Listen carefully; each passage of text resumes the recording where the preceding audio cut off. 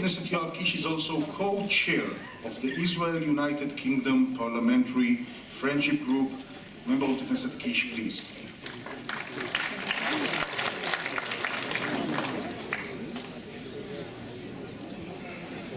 Thank you very much, Lord Rothschild, distinguished guests.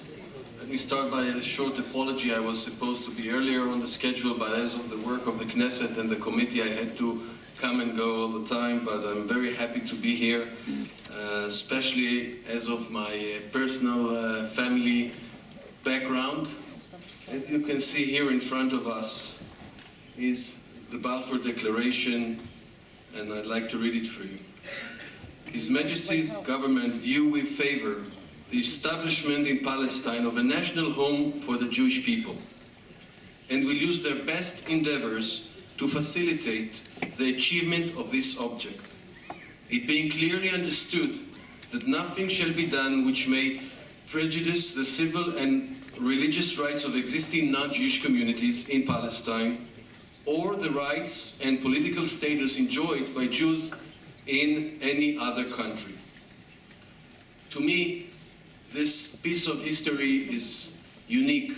I'm the grandchild of Brigadier General Frederick Kisch, who was serving in the British Army, first for the First World War, injured, and then participated in the peace negotiations on Versailles in France, and later on became a true Zionist, came to Israel with the request of Chaim Weizmann, and actually was the head of the political department of the Jewish Agency in Israel between 1926 to 1932.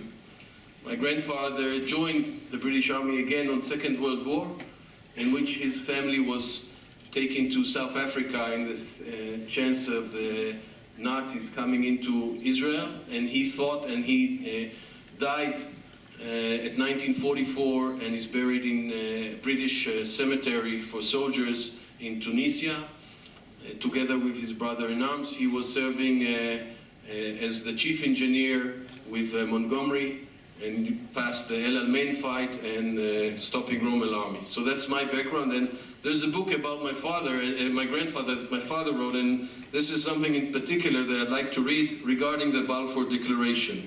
This is actually a quote by Sir Harold Nicholson, which was a British diplomat. And this is what he wrote about my grandfather. When peace was signed, jumping peace means after the First World War. When peace was signed, I scarcely saw him, that's my Kisch, for several years. And my next recollection of him is when I met him in Jerusalem in 1926.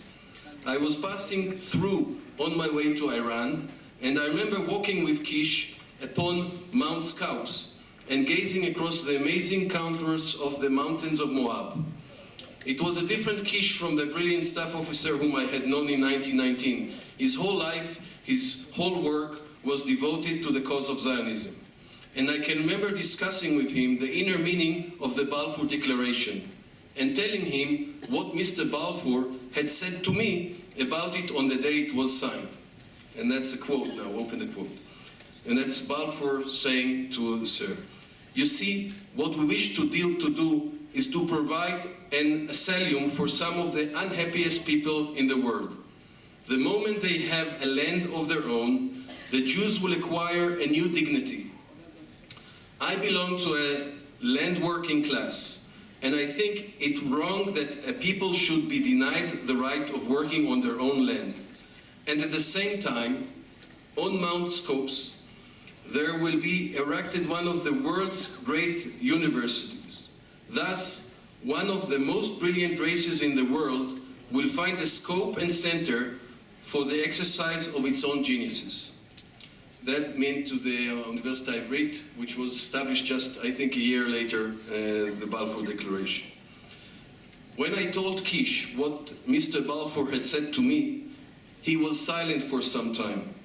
And then he said, "Yes, that is all right.